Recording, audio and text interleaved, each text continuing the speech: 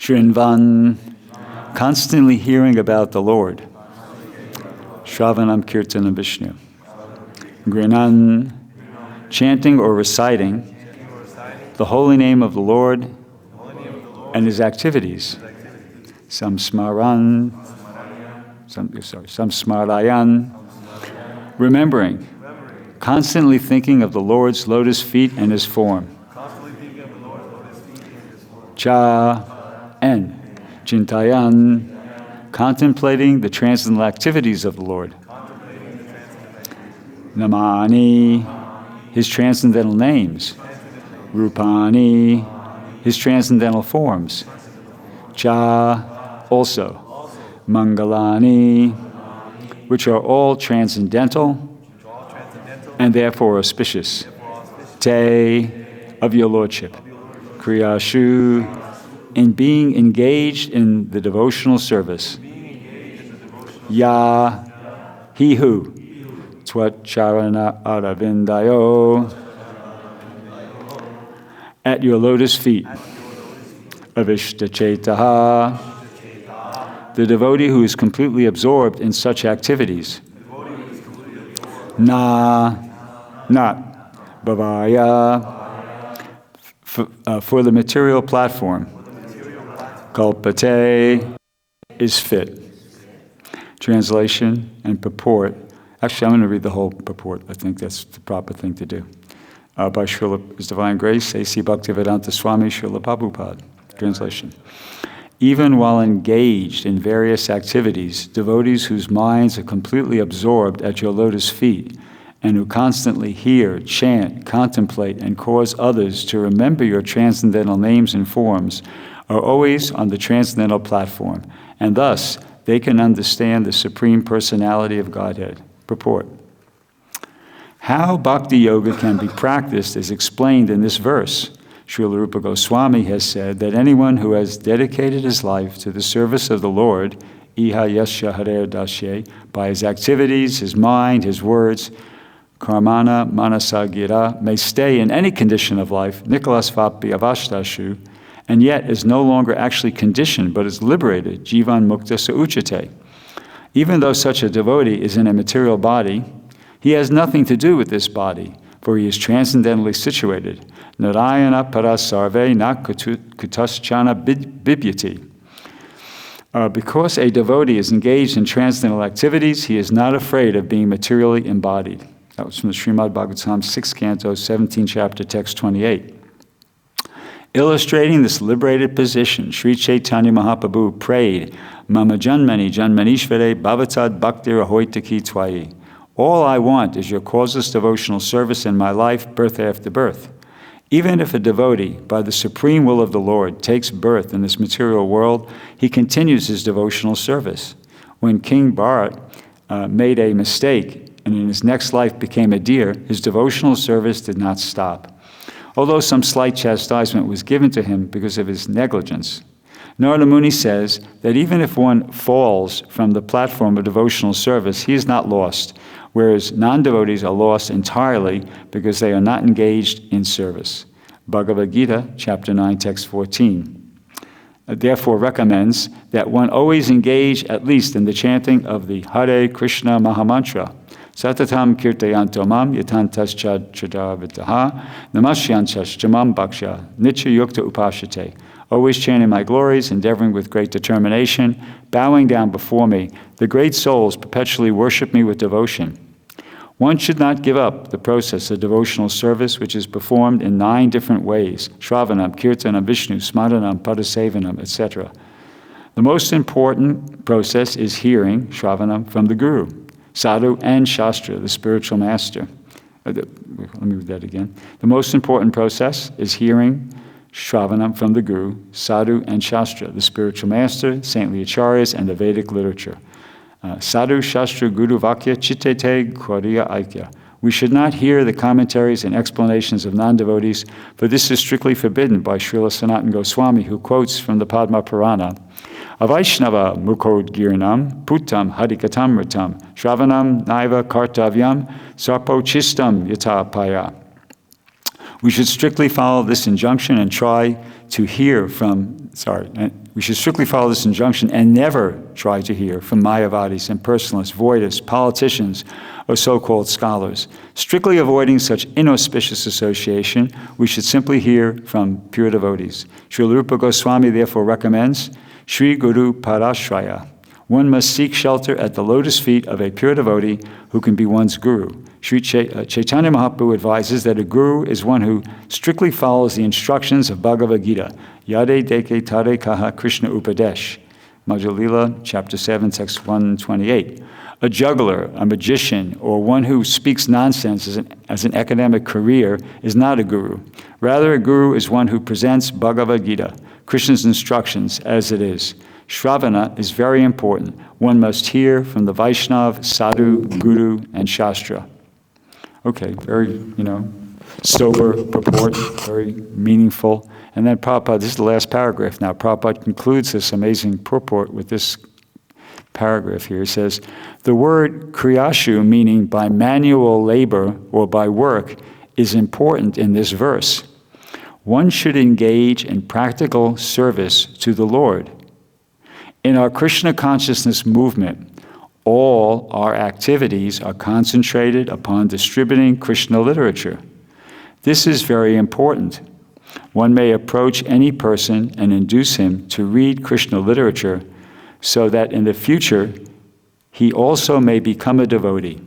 Such activities are recommended in this verse, Kriyashu Yach Twach Charanadavindayo. Such activities will always remind the devotees of the Lord's lotus feet. By fully concentrating on distributing books for Krishna, one is fully absorbed in Krishna. This is Samadhi. So this is a very historical purport.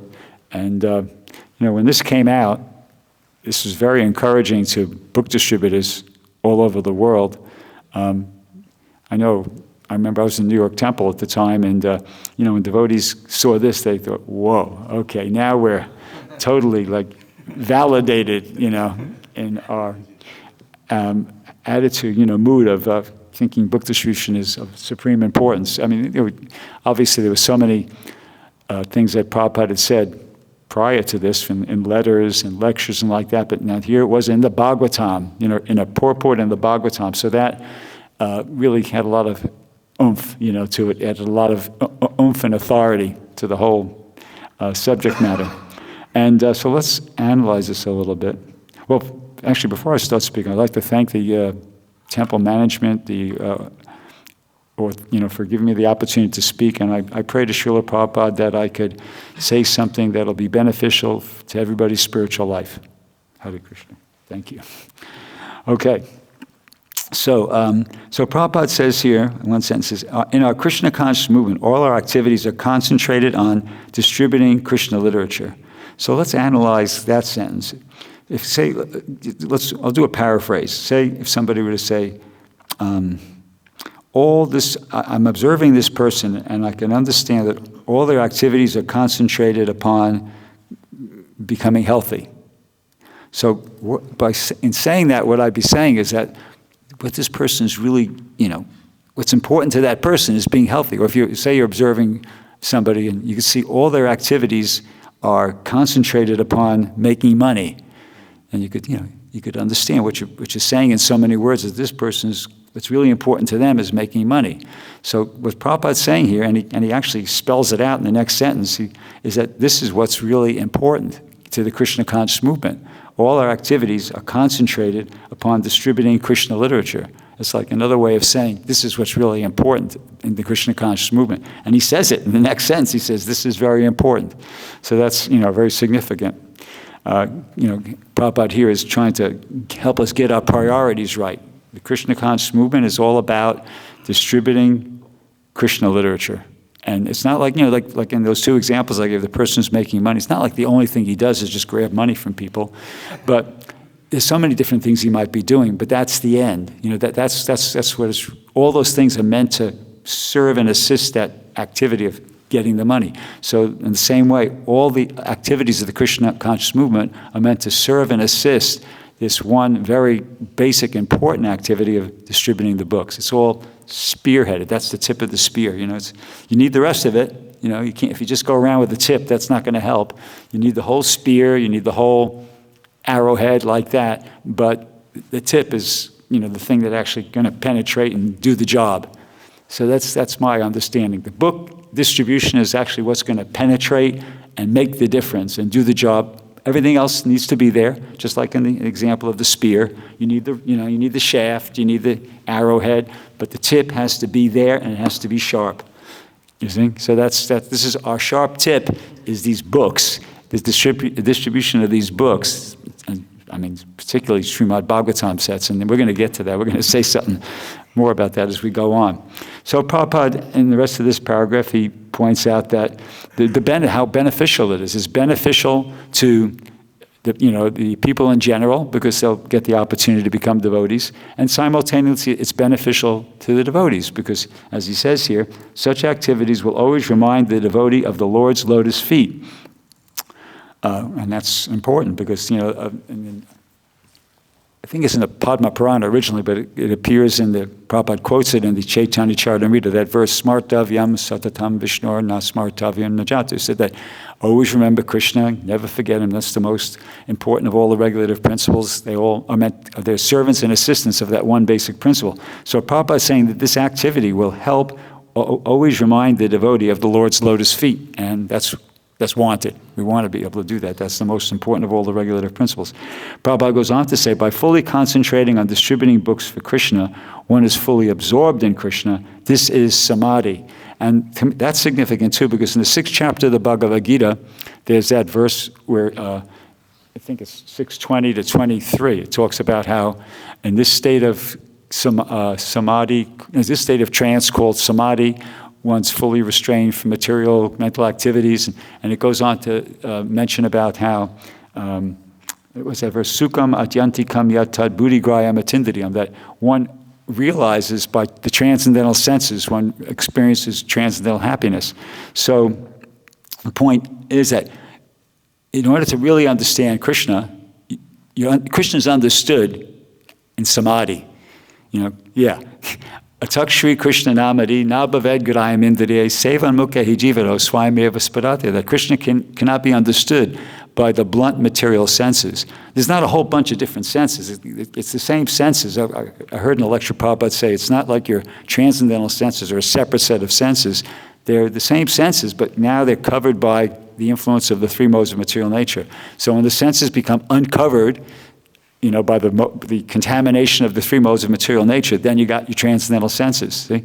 So by engaging in this activity, one is reminded of the Lord's lotus feet, one is fully absorbed in Krishna and in Samadhi. And in that state of Samadhi, then one can actually understand the transcendental nature of Krishna's name, form, qualities, and activities, and you understand even your swarup.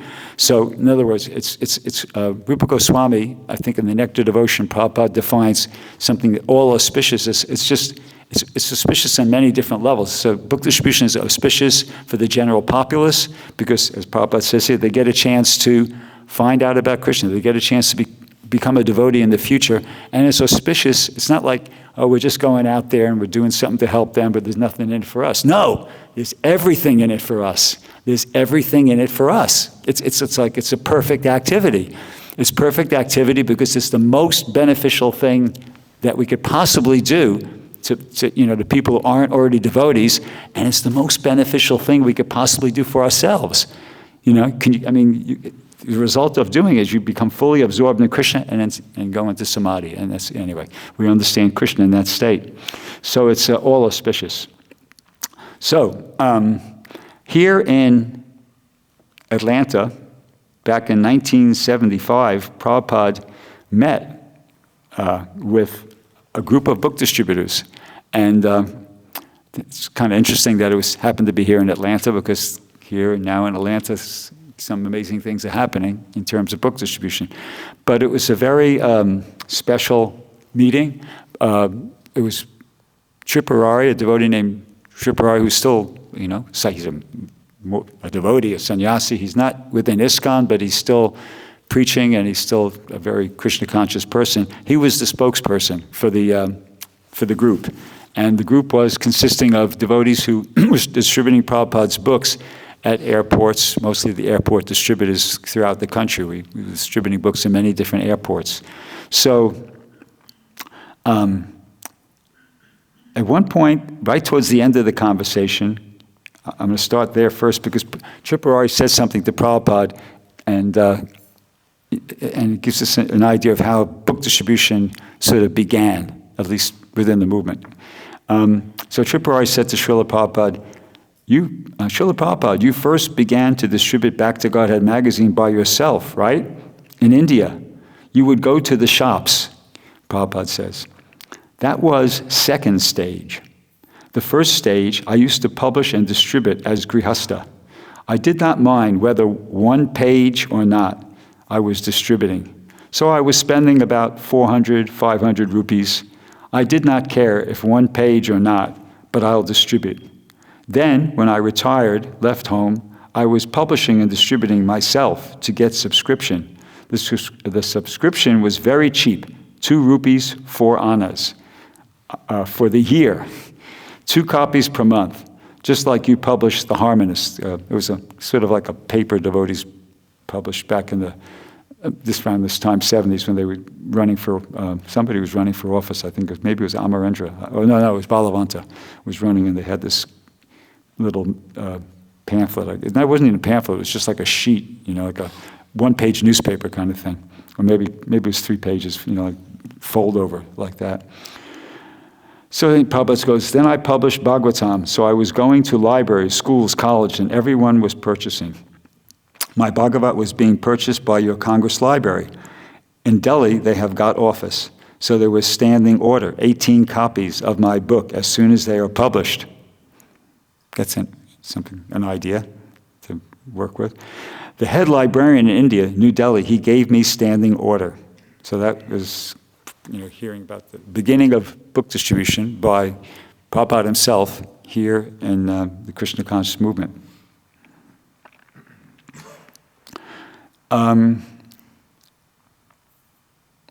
Then at the beginning of the conversation, and I've kind of probably you heard this one before, but it's important, so I'll read it again.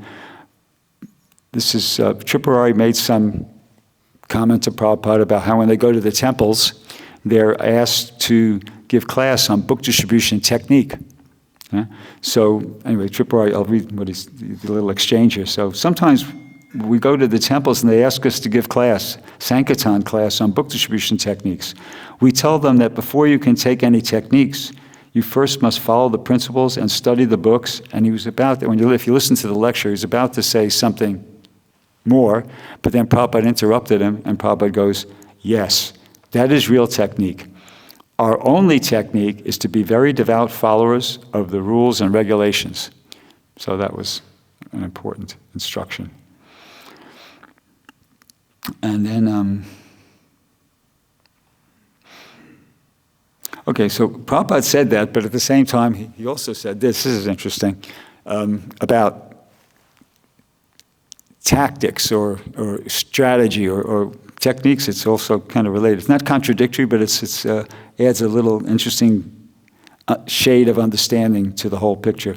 So a devotee says, Prabhupada, we've been trying to make our techniques of book distribution more honest and straightforward, not to cheat so much as some of these methods in the past. And this is Prabhupada's response to that. Very interesting response. Prabhupada said, no, the thing is that Krishna's service is so sublime that even if we cheat, you are not culprit. We can't take advantage of this, but I'm reading, this is Prabhupada's words, okay? Prabhupada said, even if we cheat, you are not culprit, because we have to deal with the worldly man. We have got to go according to their rules and regulation on cheating. Otherwise, a devotee of Krishna, he never cheats. Whatever he does, and then he kind of digresses, says, just like a mother says to the child, her child, my dear child, if you take this medicine, I will give you this luglu. The child is diseased. He will not be able to digest luglu, but the mother sometimes cheats him. And when he takes the medicine, the luglu is not delivered. Similarly, sometimes we have to say so many things very pleasing to him, but our business is that let him take this medicine. Prabhupada goes, that is tactics, but that is not cheating. If the mother helps the child in drinking medicine, and then afterwards she does not supply the luglu, that is not cheating. Some way or other, that is the instruction of Rupa Goswami, Yena tena prakarena mana Krishna nivesayat. Somehow or other, let everyone be Krishna conscious. There is no question of vidi nisedha. Sarve vidi nisedha sur etayor eva kinkada. The other rules and regulations will act as servant, but the main business is to bring one to Krishna consciousness. That is the main business. We are not meant for cheating anyone. We have no business, but to lead one to Krishna consciousness, we may say something sometimes that is not cheating. So that's an important instruction to remember, and we have to be careful in how we apply that, not to abuse that understanding, but it's there. Prabhupada's saying, I think I can't remember Chanakya Pandit, or there's some saying, if you're dealing with somebody that's cunning, you got to be cunning. So, it's those who you hear who are book distributors, we know that so often people that we approach, they're trying to wiggle out of it. You see, that's their first. They want to wiggle out of having to take the book and give the donation. So we have to figure out a way to wiggle them into it. They're trying to wiggle out. We got to wiggle them in. So that's that instruction right there. Then, Tripurari at one point later in the conversation said to Prabhupada, he goes, Prabhupada, sometimes the devotees question if they were pure, they could get everyone to take a big book. It's simply our fault that we're not pure enough, that we can't get everyone to take a big book. Or is it just that we can't engage everyone? We can't get everyone to surrender completely. So he wanted some clarification on, is that a bona fide way to be feeling and thinking, or is it not? Is this just sentiment or what? So Prabhupada's response was this. He said, well, that is also a devotional attitude. He said, just like Chaitanya Mahaprabhu said that I do not love Krishna. If I would have loved, then I would have died without his presence. But I am living now, therefore I have no love for Krishna. This is another thing. One who is too much addicted to the service of Krishna. That is very good. So Prabhupada seems to compare that attitude to to Lord Chaitanya's feeling of separation from Krishna. There's one song, another thing that I've heard Prabhupada say, kind of is related to this. There's that song, how's it go? Bole? How's it start off?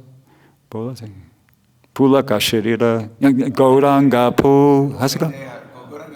Yeah, Gauranga Bolite Habe Babe Near. That's it, okay. So Prabhupada gave a purport to that song. He taught it to the devotees, and something he said in the purport, he says, lamentation is purification. So, a devotee may be lamenting like that, lamenting that if I was pure, if I was more pure, I could get everybody to take a book. That's good. Lamentation, that kind of lamentation is purification, it's purifying, so it's okay. That's a good attitude.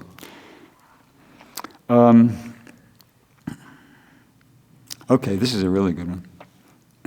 So Tripurari goes, Prabhupada, just by distributing your books, we can become self-realized. Prabhupada said, you are already self-realized. Otherwise, how you can push on the books? You love Krishna, therefore you are taking so much labor for pushing on, and that is self-realization. If anyone tries to establish that Krishna is the Supreme Lord, that is self-realization. So, from this statement, we can understand that Prabhupada held book distribution or preaching in general in a very high regard. He considered people who were trying to push on books, preach, as already self-realized. That's significant, So we can take, encouragement from that. Then Tripurari went on to say, sometimes the devotees ask if they can take birth again distributing books for you. So somebody might, you hear that, you think, oh, that's a sentiment, got to go back to Godhead, right?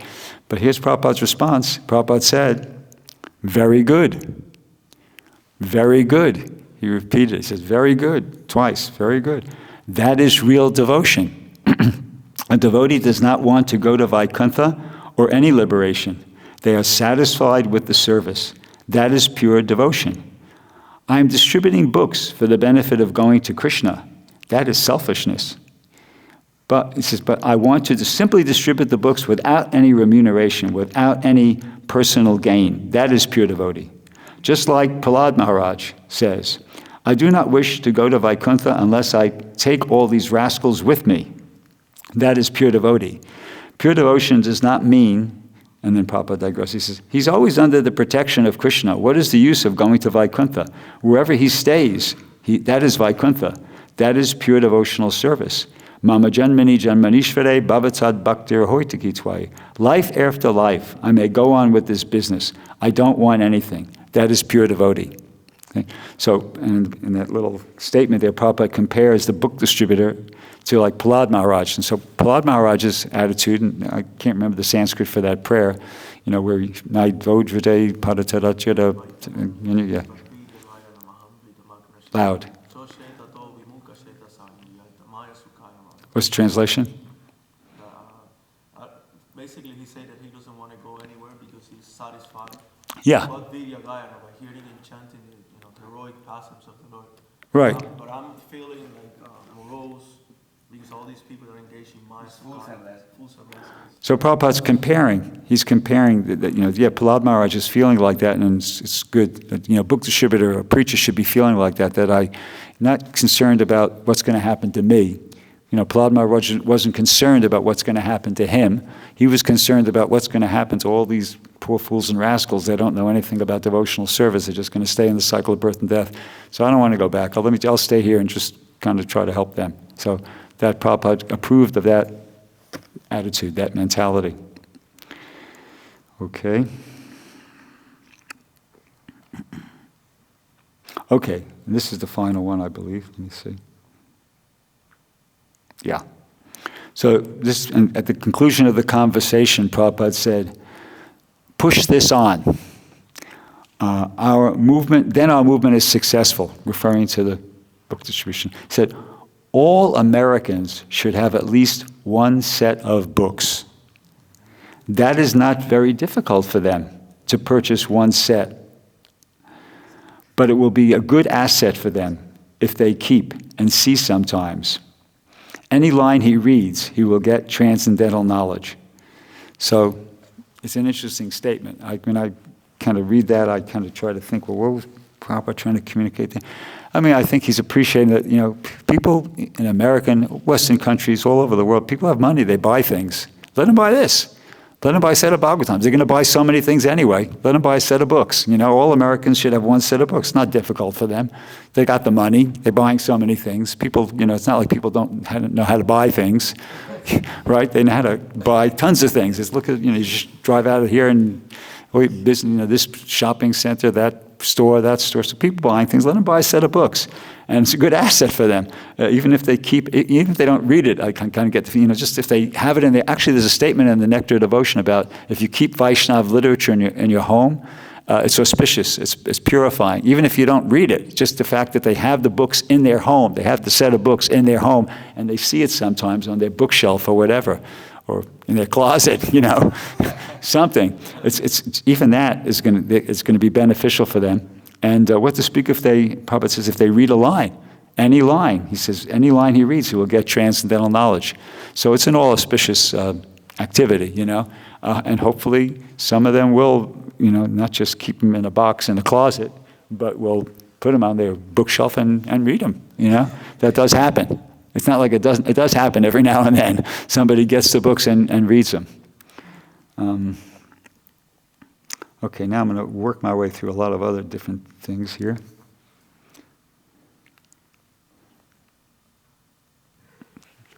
Oh, yeah. Well, actually, I'll say something more on that point. There's one thing I don't know I could find. Let me see if I could find it easily.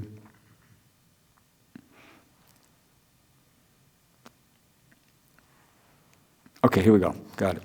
Okay. So this is on this point of, maybe everybody who gets the books won't read the books, but some people will read it, and that's okay. Here's something that sort of supports that. Excerpt from a lecture. Prabhupada says, so it is not expected, however, that % population of the world will become free from contamination. But he goes on to say, says, but even if a certain percentage only, even most insignificant, he goes 1% or less than that. And he says, millions in one, which I think he means 1 in millions, okay? He says, 1 in millions, then the face of the world will change. See, so in other words, even if a very small number of the people who get the books, if somebody, there's an expression, manhunt. Sometimes the FBI goes on a manhunt, or the CIA has to go on a manhunt to get some criminal, okay? Well, we're on a moon hunt, okay? We're hunting for moons, because all you need, what's that verse, Ekas Chandra? Yeah. You don't need, like Prabhupada said, what is the use of all these rubbish stars if you get one moon? So we're after some moons. Here in America, you have 300, let's round it off, 350 million people, okay? So if 1 in 7 people, 1 in 7 million people, become a devotee, a serious, pure devotee, that could change the face of the whole face of the world will change. In other words, if there were 50 pure and empowered devotees, that's only 1 in 7 people here, 1 in 7 million people. No, it's 1 in 7 million is a few million, right? So if 1 in 7 million people in the United States became a fully pure and empowered devotee, that could change the face of the world. So that's how many people we got here? About 50. So if we could all become pure, empowered devotees, that's sufficient, according to Prabhupada here. So going back here.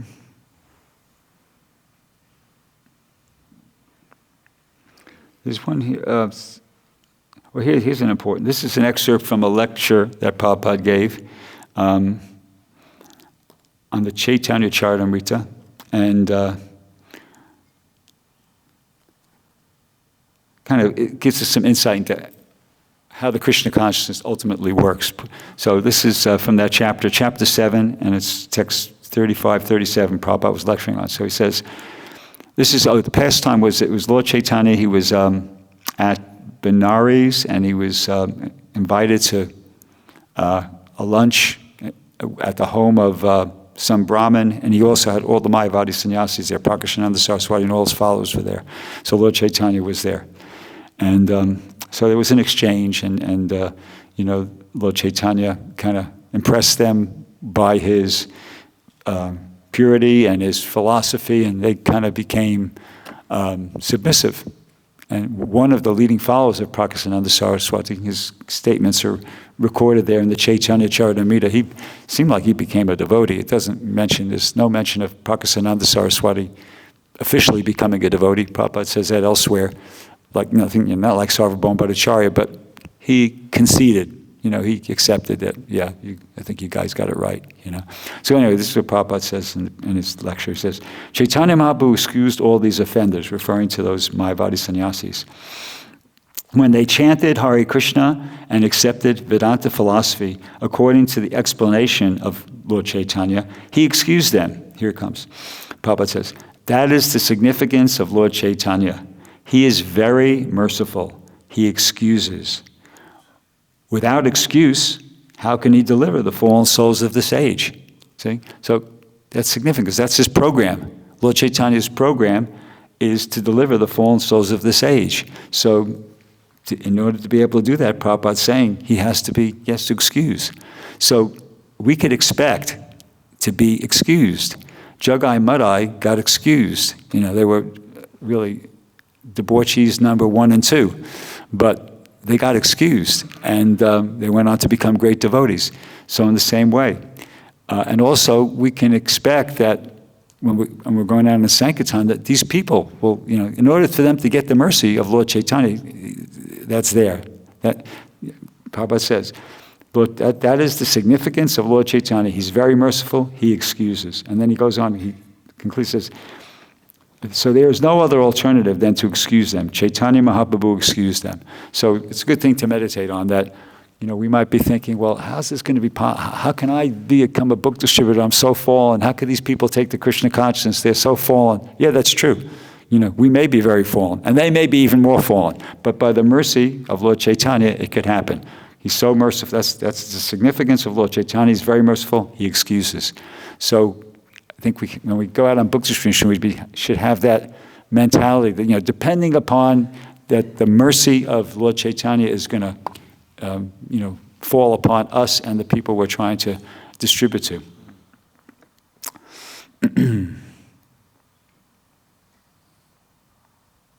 Okay.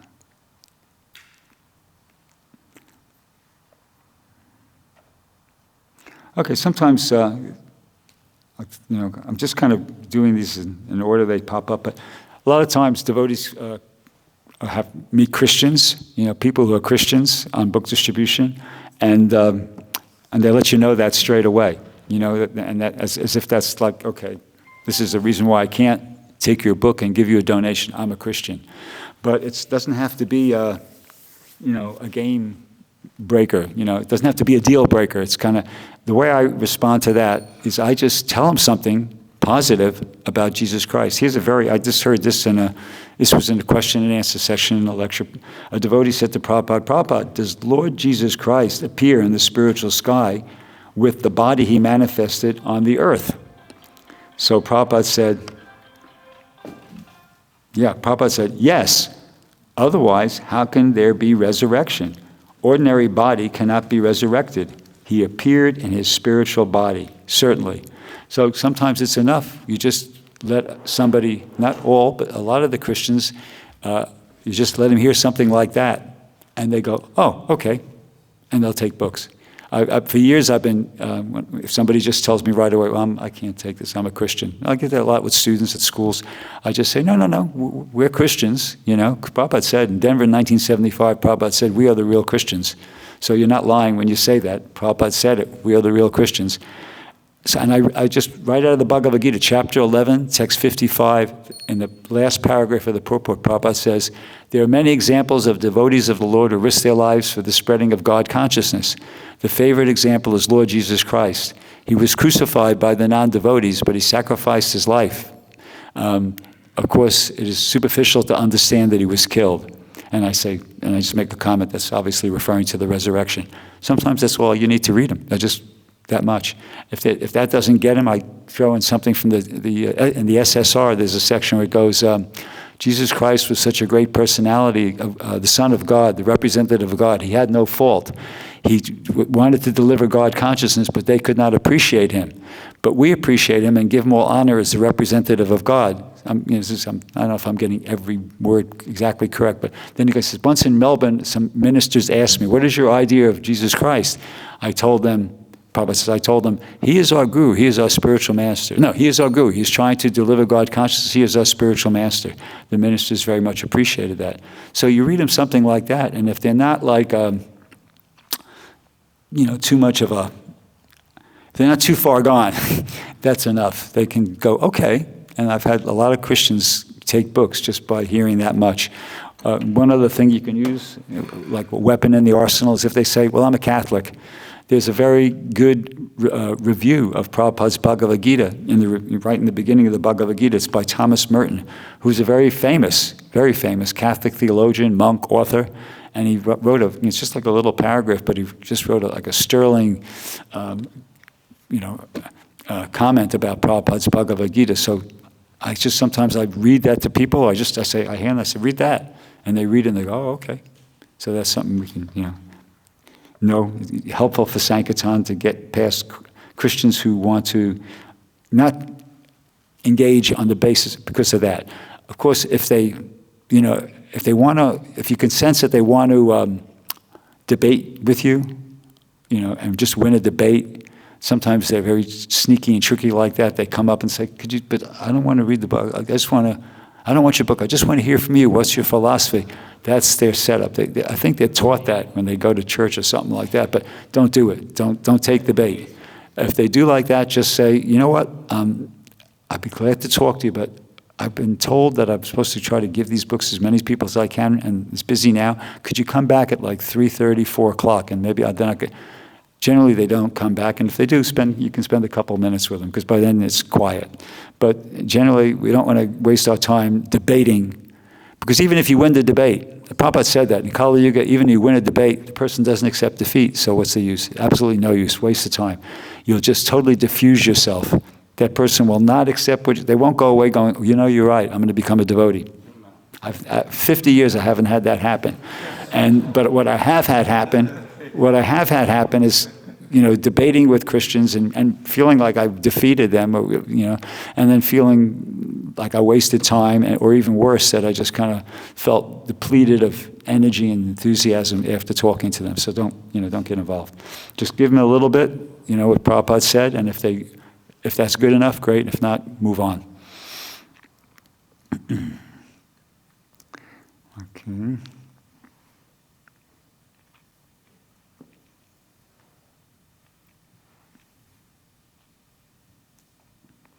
I'll just read just very briefly this one. I kind of read it the other day, but just for the benefit of those who just arrived, this is really nice. Prabhupada was giving a lecture, and he was talking about how a devotee is never a loser, even he kind of gives up Krishna consciousness for a while, and of course he's made advancement, and that's like a permanent deposit in his spiritual bank account.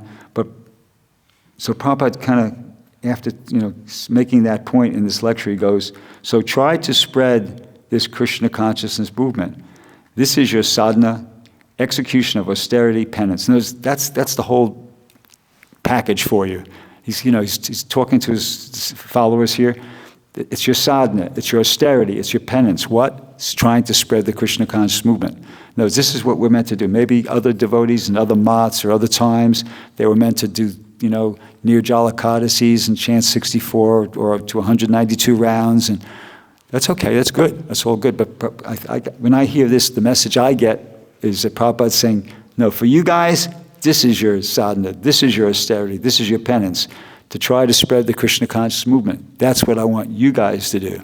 And he elaborates upon it. He says, because, and why it's significant, why it's valuable, because you have to meet so many opposing elements. You have to fight with them. That's tapasya. You're tolerating so much insult, so much botheration, so much inconvenience, personal discomfort, everything sacrificed. But Prabhupada goes, but it will not go in vain. Rest assured, it will not go in vain. Krishna will reward you sufficiently. So go on spreading this Krishna conscious movement. So that's a nice meditation.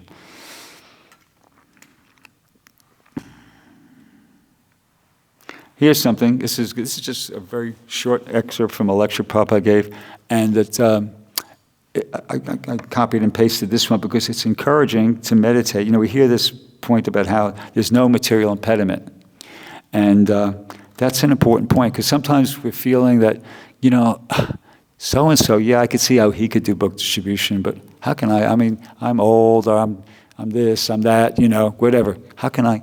No, but Prabhupada says devotional service cannot be checked by any material impediment. Because I am in this condition, I cannot execute devotional service. Prabhupada goes, no. Anyone, in any position, in any circumstance, he can become the greatest devotee of the Lord if he desires.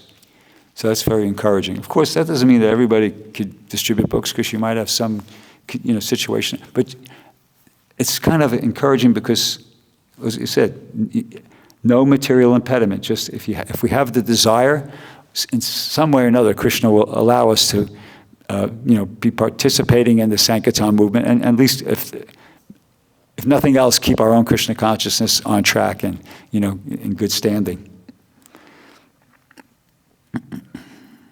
Okay, this is a really nice one. So,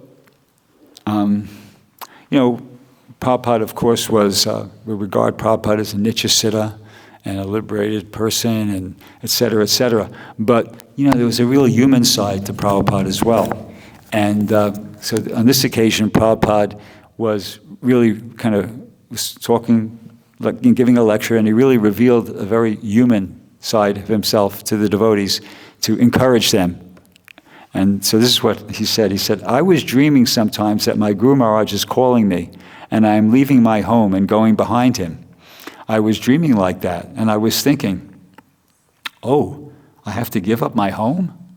My Guru Maharaj wants me to give up my home life and take sannyas? So, when first time I heard this, I was kind of surprised to hear Prabhupada speaking like this, because you tend to think, well, Prabhupada never had any misgivings or difficulties, or it's like, it was just easy. No, but Prabhupada's saying here, this is how he felt. I have to give up my home. My Guru Maharaj wants me to give up my home life and take sannyas. Prabhupada says, I was thinking, it is horrible. How can I leave my home? But then Prabhupada goes, reflecting upon how he was thinking, says, this is Maya. He says, he goes, of course, it is a long story, but I'm speaking to you because you are my dear children. So I was thinking that, so he's kind of revealing his mind to his disciples. I was thinking that, how can I take sannyas and leave my home, my children? So that was a horrible thought for me, I tell you. I was thinking seriously, I will have to take this course. Guru Maharaj wants me. But actually, I did not like to give up my home life. So Prabhupada's, repeating himself here about a few times, 3 or 4 times here. But I didn't like to give, but Guru Maharaj made me obliged to give up my home life. So now, by his order or by his plan, I gave up my home life. I gave up a few children. But Guru Maharaj is so kind that he is giving me so many nice children. Now here's the take-home lesson from this, where Prabhupada's sharing with us. He says, so by serving Krishna, nobody becomes loser. So that's if you can remember one thing in this whole talk, remember that. So by serving Krishna, nobody becomes loser. Prabhupada says, that is my practical experience. I am citing this example of my own personal experience because, and he goes, just try to understand that before leaving my home, I was thinking that I may be in great trouble. Especially, he was thinking like that, when I left my home for your country in 1965 alone, the government would not allow me to take any money. I had only a few books and 40 rupees, which, by the way, he didn't spend. He couldn't exchange. Because in Harisari's Transcendental Diary, Harisari relates that some years later, he was Prabhupada's servant. Prabhupada had a vest, and he looked in the vest, and he found the 40 rupees. He found this, and he asked Prabhupada, oh yeah, that's the 40 rupees I went to America with. I couldn't exchange it. So basically, Prabhupada didn't have any money. He had 40 rupees, he couldn't exchange it, so the remained in his vest pocket. So he said he had only a few books and 40 rupees, so I came in New York in such condition. But by the grace of my spiritual master, Bhaktisiddhanta Saraswati Goswami Maharaj, and by the grace of Krishna, everything happened. So that's a nice thing to remember.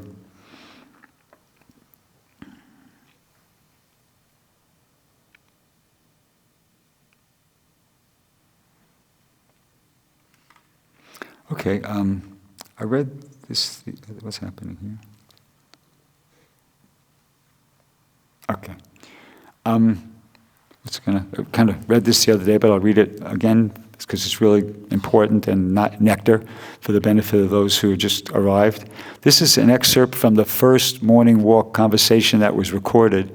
Prabhupada was talking with Malati, and he was asking her if she was chanting 16 rounds. And she said, well, Prabhupada, sometimes I chant 16 rounds, but Prabhupada says, sometimes? He said, well, she said, sometimes I don't quite get it together. And Prabhupada says, practice, you have to practice, and he gave the example about some people can run 3 miles.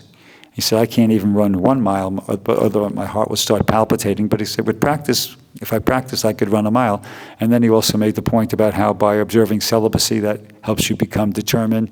But then he went on to say that it's difficult, in this age to follow the standard process, becoming like celibate and so forth. And anyway, penances and austerities. So he concluded that little part of the conversation with Malati by saying, he said, therefore this one practice, chanting Hare Krishna and hearing, that is very nice, and praying to Krishna, please give me strength.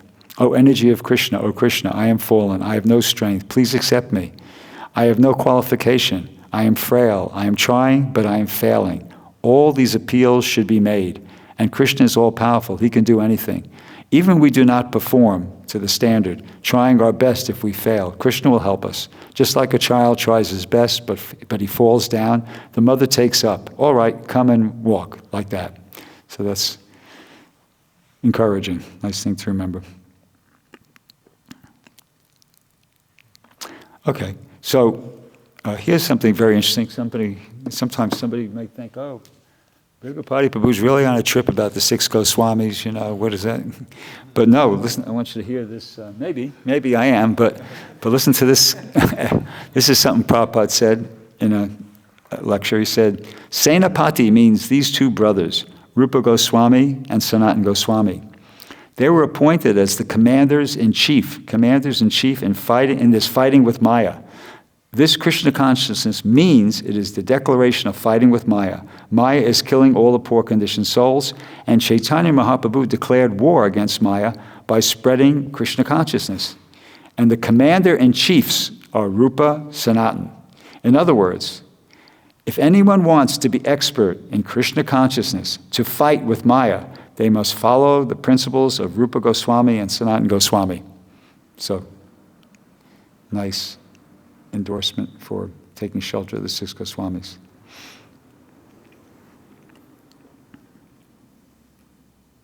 Okay, this is an interesting one. This is a conversation between Tamal Krishna Maharaj and Srila Prabhupada. So, Tamal Krishna Maharaj was trying to get Prabhupada to acknowledge that on Ekadasi, it should be mandatory for the devotees to chant 25 rounds, which is, of course, not a bad thing. But anyway, this was the exchange. Yeah, here's how it went. Tamal Krishna goes, sometimes we have heard that Ekadasi is inauspicious, alignment of the planets, and therefore one has to counteract this inauspiciousness by more chanting. Prabhupada laughs. He says, no, it is most auspicious, and chanting is more effective. Tamal Krishna Maharaj goes, I remember you were instructing once that all your initiated disciples should chant 25 rounds. Prabhupada goes, minimum. Tamal Krishna, minimum on this day. Is that a rule that we should all follow in our temples? Prabhupada, we are 16 rounds. Tamal Krishna, no, I mean on Ekadasi. Prabhupada, oh yes, Ekadasi simply you chant. No other business. Nirjal. Tamal Krishna, no preaching work? Should they go out for preaching? Prabhupada, no. Those who are preaching, not for them, those who are sitting idle, Prabhupada laughs, has no other regulation, if the preacher has no other regulation, simply preaching. A preacher is so exalted, he hasn't got to follow any regulation, but don't take it. Don't take advantage of that. Prabhupada's kind of making that point, but he says, don't take advantage of this. And he laughs, Prabhupada laughs. He says, actually, if one is busy in preaching, that is first class. And Prabhupada goes, not my manufactured word, my Guru Maharaj, and then he relates this anecdote. He said, that Madhava Maharaj, when he was a brahmachari, his name was Hayagriva. So he was to go somewhere, but he was sick. Guru Maharaj was informed that he was sick, and today is Ekadasi, he cannot take his regular meals. So Guru Maharaj said, no, let him take immediately meals and go.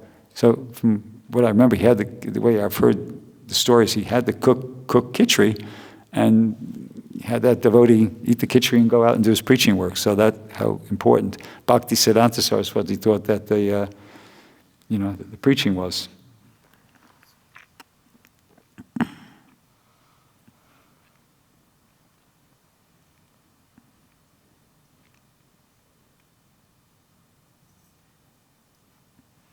This is an excerpt from a letter Prabhupada wrote to some devotees, or the devotees in Los Angeles back, I think it was in 1973.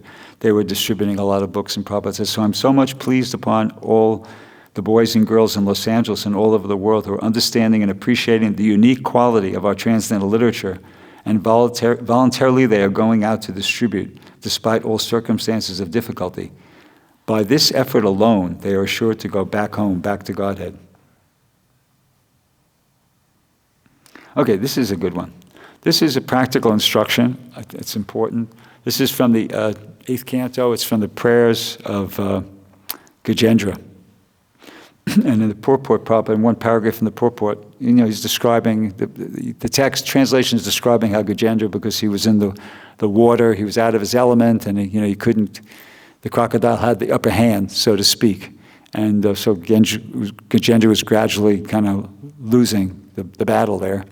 So Prabhupada goes in the purport, he says, so from this we may take lesson that in our fight with Maya, we should not be in a position in which our strength, enthusiasm, and senses will be unable to fight vigorously. Our Krishna conscious movement has actually declared war against the illusory energy in which all living entities are rotting in a false understanding of civilization. The soldiers in this Krishna conscious movement, and that's the preachers, or everybody, but frontline soldiers, we're all soldiers in the Krishna conscious movement, and people the book distributors and preachers are frontline soldiers, but we're all in the military, so to speak. The soldiers in this Krishna conscious movement must always possess physical strength, enthusiasm, and sensual power. To keep themselves fit, they must therefore place themselves in a normal condition of life. What constitutes a normal condition will not be the same for everyone. So you have to, it's not that our service has to revolve around a kind of preconceived idea of what our lifestyle should be. The other way around is our lifestyle can revolve around the service. We understand from Prabhupada what's important, that he wants us, the soldiers of the Krishna conscious movement to get out there and preach. And sometimes it's bona fide. You can make an adjustment. Once again, don't take advantage, but it is bona fide to make an adjustment so that you can be in the normal condition, that you have physical strength, enthusiasm, and sensual power. And you could think of your own example, but that's it is kind of bona fide to make some adjustments so that you have those things and you can preach vigorously. This is an excerpt from a letter that Prabhupada wrote to Brahmananda. I don't know what Brahmananda wrote to him, because in the Veda base that Brahmananda's letter is not included, but he must have asked some question about Krishna's mercy or something to that effect. And Prabhupada's response was, regarding Krishna's being very kind upon us should be on the principle as Arjuna followed. The principle is that Krishna was Arjuna's most intimate friend. He could have brought victory to Arjuna without any endeavor by Arjuna. But neither was that principle advised by Krishna, neither Arjuna followed it. As a military man, Arjuna fought to his best, but the victory was brought him by Krishna. Now, Prabhupada makes the analogy. Similarly, we should try our best to our best capacity, and victory will come from Krishna. We should never sit idly and ask Krishna to do everything. That is the teaching of the Bhagavad Gita. It is clearly said in the Gita, Yudhasya cha mam anushmara. So ordinarily, we have to try our best to our best capacity to achieve something, and by Krishna's grace, all of a sudden we shall see everything is there. This sort of help from Krishna is transcendental happiness. And you really can experience this on Sankirtan. You kind of, you try your best capacity to achieve something, and you're finding it's very difficult, but you just kind of persevere. And then, just like it says here, all of a sudden, Krishna just decides, okay, it's a test. We're being tested. Preachers are tested. Book distributors are tested by Krishna. You go out there, even what's today? Today's Tuesday. On Sunday, we went to the airport, and I thought, okay, I'm going to go out there. This is going to be like a hot knife through butter. I'm just going to mow them down. And I got out there, and I just felt like lifeless, and my body and my mind were not cooperating, and I just couldn't get it. Couldn't. And I went inside a couple times, just sat down to just gather my wits, And at some point I just thought, you know what? It doesn't look like it's going to happen. I'm going to have to go back there and face public humiliation, not hardly doing any books, But so I just said, okay, well, whatever. I'm not going to stop, though. I'll just keep going. I'll just, even if I can't do anything, I'll just go out there and just, flounder around and whatever. And then I went back out, and then, boom, it started happening. I guess just that much, just the fact that I wasn't prepared to totally give up, pleased Krishna, pleased the super soul, and then, somebody took and gave a nice donation, another person has been, and then, all of a sudden, as exactly as Prabhupada is saying, all of a sudden we shall see everything is there. So, there's, and that sort of help from Krishna is transcendental happiness. Why? Not just because you're getting a result, it's because when that happens, you're experiencing reciprocation from Krishna. It's kind of like, it's confirmation that the whole philosophy is true. You're kind of totally helpless, but you just keep going, and then it happens, and you just feel like, whoa, there's no way that this is coincidence or an accident. That was Krishna. This is Krishna helping me. You really feel like that strongly. So that's why Prabhupada says this sort of help from Krishna is transcendental happiness, because it really confirms, when you experience that reciprocation, that help from Krishna, it really confirms everything we've been hearing about Krishna consciousness, the entire philosophy. So in that sense, it's transcendental happiness.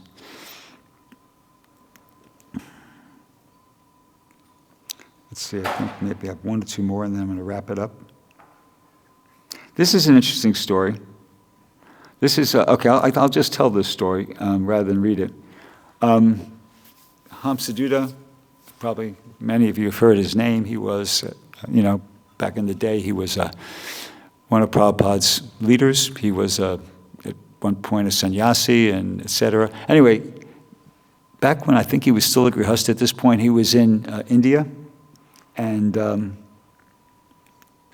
Prabhupada asked him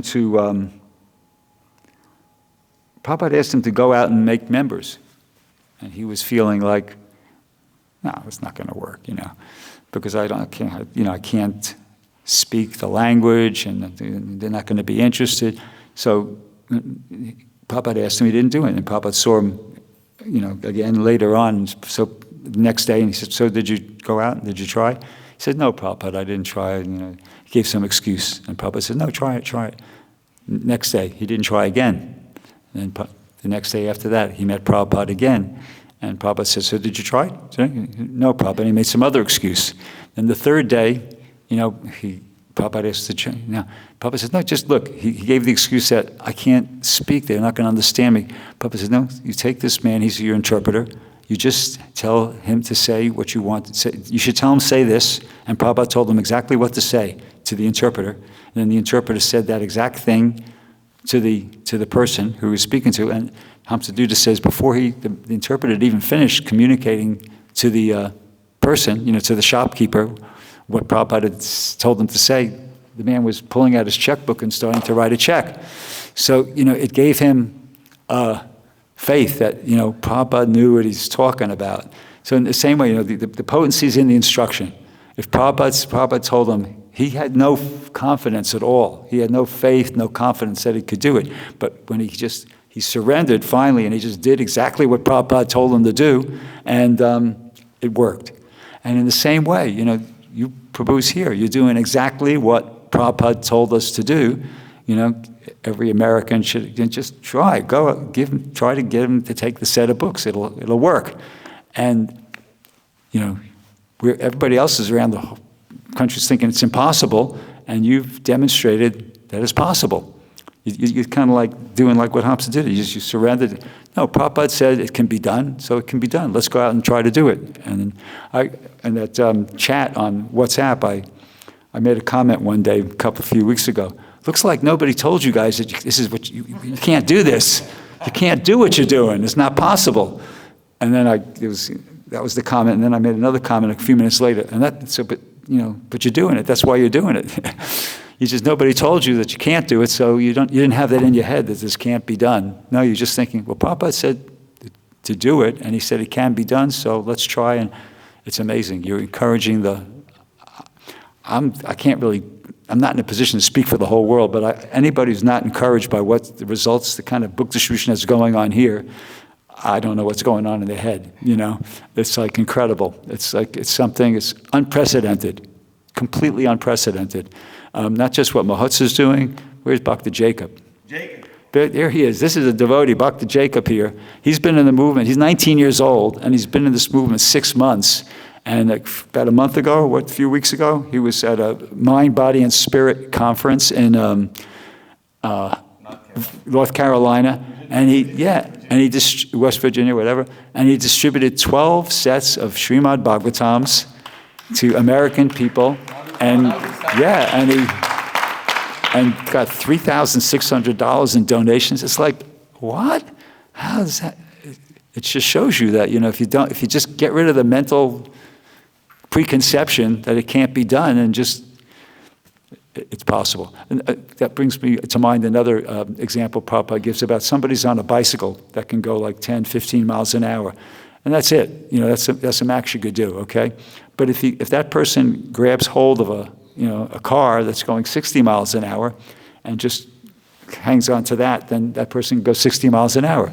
So that's how it's working. See, Mahotsa, he took shelter. Bhakti Vikash Maharaj took shelter of Prabhupada. Let's start from the beginning here. Bhakti Vikash Maharaj is, it even goes further back than that, of course, but Bhakti Vikash Maharaj is taking shelter of Prabhupada, full on, no ifs, ands, or buts. And these devotees have, appreciated that, perceived that, and they're taking shelter of him, and then the next generation, you're taking shelter of Mahotsa, and boom, everybody's going 60 miles an hour, despite the fact that ordinarily we could only crawl along, So that's how it works. So Brahma said I'd say something about Jayananda. So I'll say something about Jayananda. I have one it's a nice story. I had a little teeny association with Jayananda. In 1977, he was, about February 77, I was working in the Manhattan Temple, the one that was on 340 West 55th 8th Avenue. And I was helping a devotee. He was trying to legalize spots at state fairs and like that. So anyway, Jayananda was in the next office. And sometimes I would go in there. He was at that point already diagnosed with cancer, and he was just kind of like there laying low. So I'd go in the office before lunch, before going to prasadam, and just ask him, Prabhu, is there anything I could do for you? Can you need any help? And he would always, I can't remember exactly what he said, but I never could do anything for him. He would never allow me to do anything for him. He'd always kind of like, turn the tables and say, no, but you're going on Sankirtan. You're a Sankirtan devotee. You should, I'm fine. Don't waste your time here. Just get out there. So it was very humble and very difficult to do service for him. That was one thing. But this is the story now. This is a nice story. Okay, so about 5 years ago, we were on traveling Sankirtan. Devavrata was with me. Ananda Kirtan was with me. And by the way, I read that thing from the 8th canto about how what's a normal condition for one person is not necessarily going to... Ananda Kirtan, raise your hand if you know Ananda Kirtan. A lot of you know Ananda Kirtan. Okay, so he's was a brahmachari. For 10 years he did book distribution. He was actually very surrendered, tried very hard, and he got some really good results. I was with him one day at Shoreline Amphitheater, and it's up in Mountain View. He did like 637 books, which is back in pre-Mahotsa era. That was considered a real big day, and did like a good amount of Lakshmi. So he was a surrendered book distributor and doing good at it. But he found it hard. He was struggling. He was my partner for a couple of years, and he revealed to me, like every day, it's just kind of like I have to just ramp it up here, to be able to get, it was hard for him. He had sex desire and other issues he was dealing with. He did a lot of drugs before he became a devotee, so, you got the residue of that to deal with. And so he was struggling, But anyway, so he recently he went out to New Talavan. He was on traveling Sankirtan. He was finding it really hard. He went out to New Talavan, and he was to do some service there. And he was helping Sri Rag build the temple and learning how to plant, make food, grow food and build rammed earth houses. But then he, in the course of being there, he met a Mataji, a nice aspiring devotee, and he got married. So now he's doing traveling Sankirtan, and he got a van. He converted it into a traveling Sankirtan van, and him and his wife are doing traveling Sankirtan. They're going like from school to school, from state to state, and he's back in the saddle, so to speak. I've talked to him once a week on average, and he's happy. And he's doing well, and I think it's great. I'm so proud of him, that he made the change, but he didn't give up the preaching, and that's great. And I think Prabhupada would be very pleased by that, So that's not I'm trying to encourage anybody to, if you're doing great in the Brahmacharya ashram, keep going. But if it's not like a bend in the road is not the end of the road. If you have to make a change, an adjustment, that's okay. A Purva and Kamalini. There's so many grihastha couples that are doing great, doing Mukunda Prabhu and his wife. There's so many grihastha couples that are doing great preaching. So it's if you have to, thank you. If you have to make an adjustment like that, that's okay. The point is continue with the mission, with the preaching. So getting back to the story here. Okay, so we're out in this parking lot. We were on traveling Sankirtan, myself, Devavrata, Ananda Kirtan, and one other devotee. Dharmaraj, who maybe some of you know, maybe you don't. But, Dharmaraj, okay. So it was about 7 in the morning or so, and we're in the parking lot, and I'm standing about 50 feet away from the van, and about 50 meters in front of me was like either a Ralph's or Savon's, Ralph's or Avon's or something like some supermarket. I'm chanting japa. It was too early to go to the school. So I'm chanting japa, and I see this fella come walking towards me, and he looked a little strange. I wasn't really kind of scared because he wasn't really big. He didn't look really menacing, but I just thought, I'm going to get disturbed here, at least, So he was walking towards me, and when he was about as far away from me as Mukunda Prabhu is right now, and he looks at me and he goes, you are. And I go, oh no, here we go, you know. He goes, you are chanting japa. Japa? How do you know about that? You know, and he kept coming towards me, and he goes, yeah, that's a bead bag. I said, yeah. I said, well, how do you know about that? And he kind of got like a little kind of sheepish, and he said, well, you know, back was like 70 or something like that. He was in the Berkeley Temple. He lived in the Berkeley Temple for like a few months like that. I said, really? And I said, well, what do you remember? He said, you know, such a long time ago. I really don't remember a lot, but I just remembered like Jayananda. Whoa. Yeah, I just remember that. And I said, really, what do you remember about Jayananda? He said, well, you know, he always led the chanting. He said he always took us out chanting, and he would always lead the chanting. I said, really? I said, well, what else do you remember about him? He said, well, he always served prasadam. He said he would never eat. He'd always serve prasadam to everybody first, and then only then would he take prasadam. You know, maybe a couple other things too, but that's all I can remember. So I said, what, you know, we asked him what his name was and everything. His name was Steve. I said, you know, can you do me a favor? He said, well, yeah. I said, could you just come with me? I want these other fellows. I want them to hear what you just said. I just want you to repeat exactly what you just said to these other boys here that have come with me. I think they'd be really encouraging for them to hear that. So he said, okay, sure. So we walked back to the van, and we sat him in the front passenger seat. And I said, okay, Steve, just go ahead, tell him what you told me. So he said, well, you know, back so many years ago, I was in the Berkeley Temple, and I just remembered, you know, Jayananda. He was our inspiration. He was our leader. He was our inspiration. He was our life, you know. Right? He started speaking like that. And he said, you know, he repeated it, basically. So he led the chanting. He would always take us out chanting. He led, and he would always serve prasadam. He would never eat first, like that. And then he was, you know, trying to say more. And then he just kind of got choked up. He became overwhelmed, right? He became overwhelmed with emotion, and he couldn't speak anymore.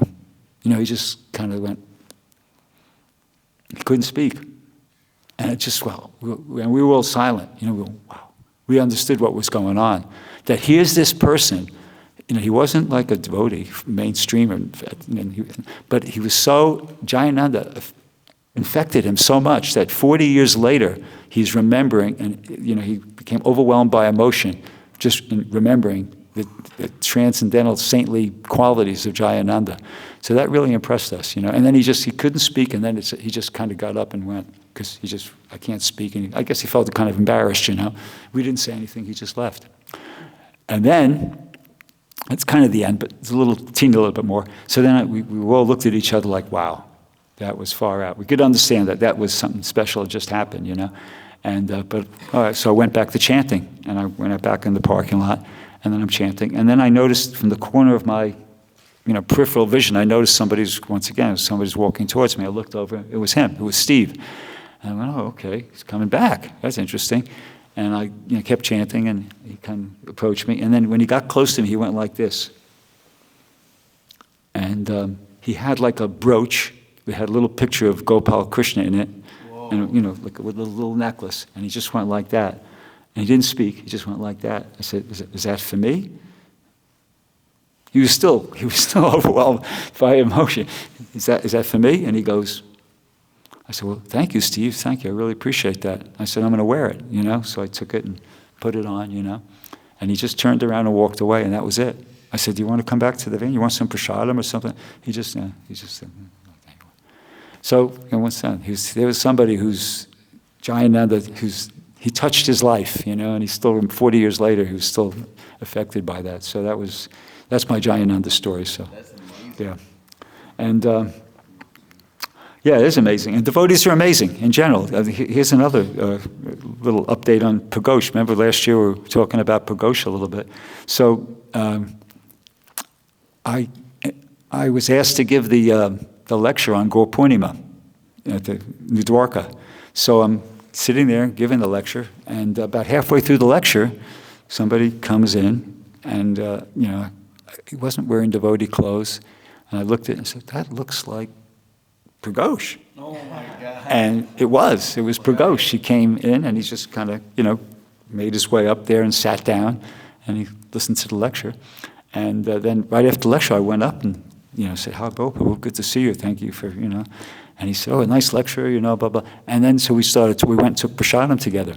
So a couple things that really impressed me was, one, here it is, like I don't know how many years later, but he was a great book distributor. I mean, he was like that expression, the all-American boy. He was like the all-ISKCON boy. He was a book distributor. He was a great kirtan leader. He gave great classes. The devotees loved him because he made friends with all the devotees, and he encouraged all the devotees in their service. He was like the all-ISKCON boy, And so to this day, when I went with him to, take prasadam, we sat down, all sorts of devotees were coming up and, going, and he was dressed like in karmi clothes, and he has no teeth. I'll explain about that. They were still, 40 years later, they were appreciating the service he had done 40 years ago. They're coming up and saying, "Hi, Prabhu, please accept my humble obeisance," just saying nice things to him and everything. And the other thing was that everything that he was saying was Krishna conscious. The whole conversation, was nothing mundane. He was just he was basically kind of preaching, and he's remembering this purport. Prabhupada says in this purport this, or he told some story about when he was with Prabhupada. And I was just kind of going, wow, this is far out, He's not living in the temple. He's not, doesn't have the opportunity to do service but he's fully Krishna conscious. Everything that, that Prabhupada says in the second chapter of the Bhagavad Gita, the test of a Krishna conscious person is what he speaks. So everything that came out of his mouth was Krishna conscious for 45 minutes or an hour. It wasn't just for 5 minutes, And so we tried to get in touch with him just to, and invite him to get him to come out here, but we weren't successful. He didn't answer his calls. I have his phone number, but about 2 weeks ago, I was up in Sacramento area, and there's a devotee up there named Udayananda, who's our Prabhupada disciple, our God brother. He used to be the Sankirtan leader in Chicago Temple, and actually he was, him and Prabhu go back to when they were 7, 8 years old. They were friends from way back. They played on the same football team and, everything. They did everything together. They were like buddies. He told me when we used to get in fights, Prabhu would have my back, and this kind of thing. So I told them that, hey, well, I said, because I knew they were friends. I knew from before that they were friends. Oh, how the conversation came around to that. He was telling me, he was encouraging me in my books. He said, I never distributed many books, but I distributed one book to somebody. And as a result of that one book I distributed, so many thousands and thousands of books have been distributed. And he said, and he said, that person was Patrick Hendrick. And I said, I recognized the name. I said, that's Prabhu, right? And he said, yeah. And then he told me that they had their history, how they went way back and everything. So then I told them how we were trying to contact him to reach him. I told him what happened in on Gopurnim and how we were trying to get him to come out here to this. And then he explained to me that, well, he's probably he's combination, might be a little embarrassed, and he's also kind of caught up because he had cancer at one point, and he actually it was looking like it wasn't going to make it, but they took him to the Bhaktivedanta hospital in Mumbai, and they did the whole treatment on him. He had a big ball coming out of his neck there. It was looked like a baseball sticking out of his side of his neck. But the treatment was successful. But in the course of the treatment, he lost all his teeth. And so he's kind of embarrassed about that, because he can't speak properly or look properly when you don't have your teeth. It's kind of a difficult thing to deal with. And also he has some family situation, that requires him to kind of put a lot of effort and energy into his keeping that on track. But so Udayananda explained that to me. So that's the update. But, Krishna's got his plan, hopefully, for all of his. There's so many wonderful people who have done so much wonderful service for this Krishna conscious movement, and some are still here doing it, and some are not for one reason or another, but hopefully Krishna's got his plan for everybody, and it's all going to work out wonderfully in the end somehow. I mean, Prabhu, I was so impressed by how, as I said, every word that came out of his mouth was something Krishna conscious, no prajalpa at all for 45 minutes or an hour. So that's it. Thank you for hanging in there with me. If anybody needs a picture of the 6 Goswamis, please come up and grab one at the end. And, does anybody have any question or comment? I Yeah, Prabhu, thank you. First off, Jayananda, in his regular daily service, he was doing everything in the San Francisco temple. Even when he lay down, he was protecting the temple. It was the main door in San Francisco. It wasn't in the best neighborhood. So he was serving in every way whatsoever.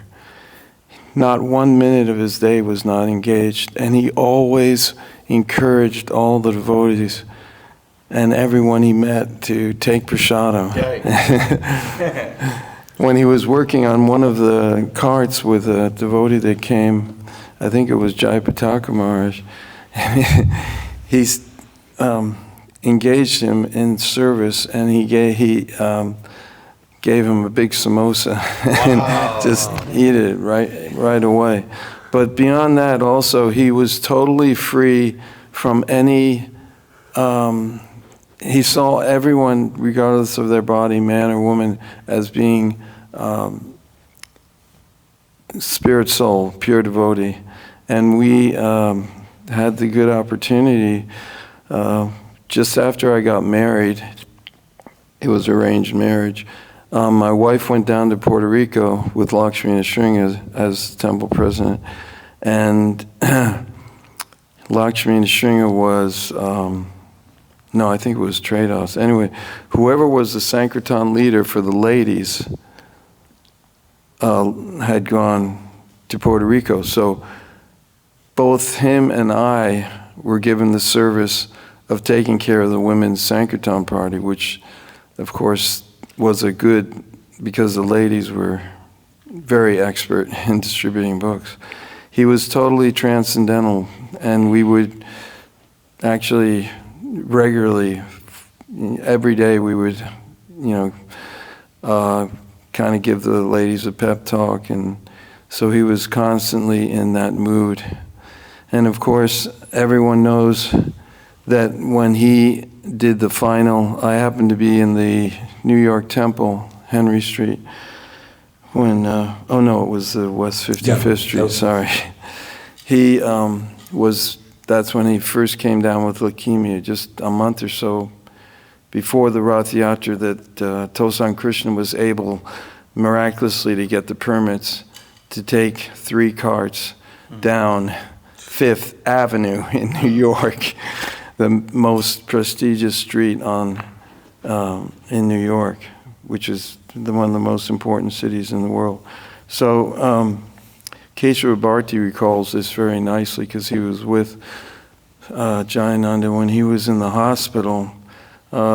Just for 2 or 3 days, he just could not stay there, and he just, at the last minute, after being in the hospital for 1 day or 2 days, he just pulled out all the IVs, and Keshava Bharti was with him, and he walked out of the hospital and just, I'm finished with this.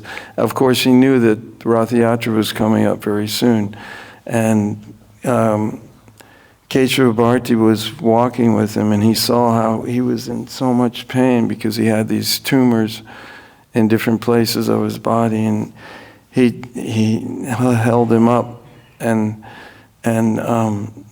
Jayananda, he said, Don't say anything to anybody about this.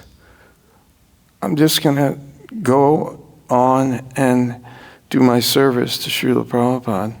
And that the whole time that he was... He made a promise, right? He made Keshava Bharti promise, yeah. I remember hearing that. When he was... you'll see that picture of him in front of the Rath Yatra cart. He was in so much pain, Keshava Bharti Maharaj told me. But he was totally transcendental to it. And keep the microphone close. It was the first Rath Yatra in New York. Yeah. And it was an amazing event. And Jayananda just really pulled it off. It was with so much difficulty because of his leukemia. Yeah. And so...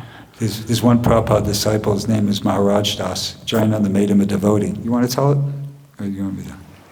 Okay, so this devotee, Maharaj, he lives in Alachua now. He told Devarata when he was visiting his home, he said, I may not remember Lord Chaitanya every day. I may not remember Prabhupada every day. He said, but I remember Jayananda every day. Wow. Because Jayananda came to his home and cooked for him, and he made him a devotee, so he remembers Jayananda all the time. So, you know, he's an amazing personality. Anybody else have any? Yeah, Prabhu. Apologize for not being a very polished public speaker. I'm kind of a crude guy from the Bronx, so, but Hare Krishna. Hare Krishna. Thank you so much for your wonderful class, Prabhu. You commented on this line in the purport, in our Krishna consciousness movement, all our activities, in our Krishna consciousness movement, all our activities are concentrated upon distributing Krishna literature. How do you reconcile that with when Prabhupada said on different occasions that all services are absolute, none's higher than the other?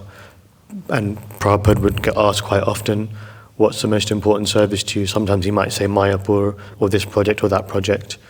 How would you reconcile these statements with the one in the purport? Well, I mean, Prabhupada was always trying to encourage everybody. That's one thought that comes to my mind. But like just also Prabhupada would give the example of a war. You know, so in a war, everybody's, you know, required. Everybody's important. The people who are in the factories making the weapons, et cetera, et cetera, et cetera. See, but there are those frontline soldiers, and the books are their ammunition. So I think that's a good analogy. That's a, you know, good way to understand that everything is important in that sense. Everything is required, but still that there is that aspect that the frontline soldiers need the ammunition. So the frontline soldiers are the book distributors, and the ammunition is the books. And you know, I mean, if you don't have that, what's the use of all the backup? You know, all the support stuff. It's good insofar as it's effective in giving the frontline soldiers the opportunity to really kind of engage and defeat the enemy, sort of thing. So that's how I see it. You know, it's all important. It's all good. You know, devotees are inspired by the deities, and prasadam is, everything's important, but it's kind of like, my understanding of what Prabhupada's vision was, Prabhupada's moves was, it's just that military example that we're in a war, declaring war against the illusory energy, frontline soldiers, the book distributors like the frontline soldiers, and the books are the weapon. So that's, you know, but it's all, everybody else is required as well. You can't have, if you just have frontline soldiers with weapons, and it's just a couple of days, and then, you know, that's the end of the war. You know, it has to, the support has to be there. That's how I understand it. Okay. Yeah, finished. Thank you very much. Grantharaj Srimad Bhagavatam Ki Jai, Srila Prabhupada Ki Jai.